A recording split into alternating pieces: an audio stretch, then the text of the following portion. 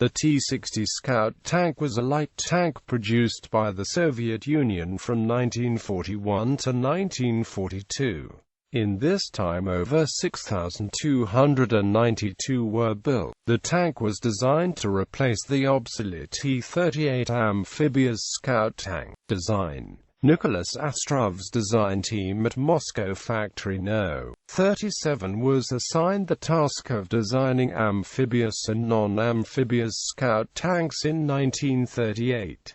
They produced the T-30A and T-30B prototypes. The former was to be manufactured as the T-40 amphibious tank starting in 1940.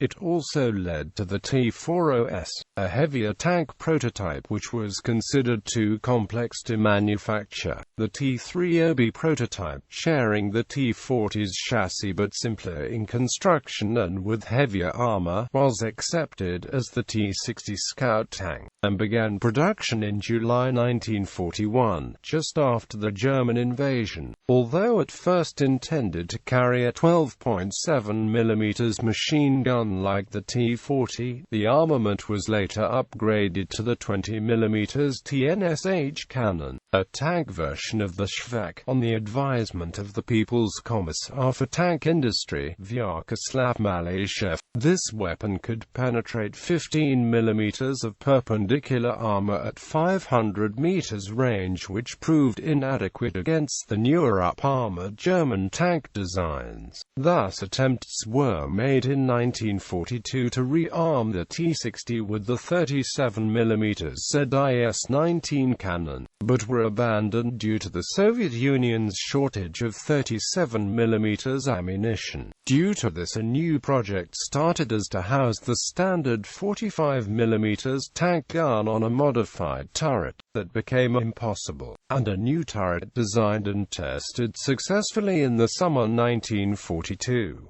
The new turret had the gun moved to its right side as to make more room for a crew member and a coaxial machine gun added. At the end, the project terminated when Styuka chose T-70 as the new standard light tank, which had matured earlier that year. The T-60 was also used in the design of the experimental T-90 anti-aircraft tank.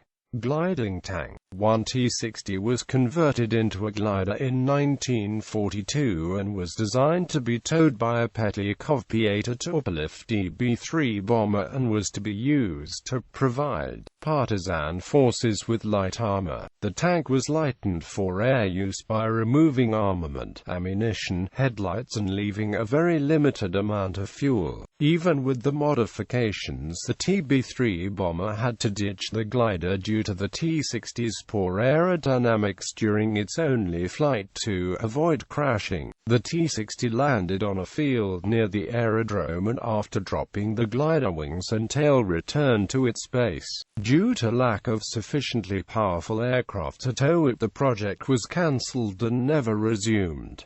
Romanian TACAM and Morezl tank destroyers. The Romanians modified 34 captured T-60s into TACAM T-60 tank destroyers in 1943.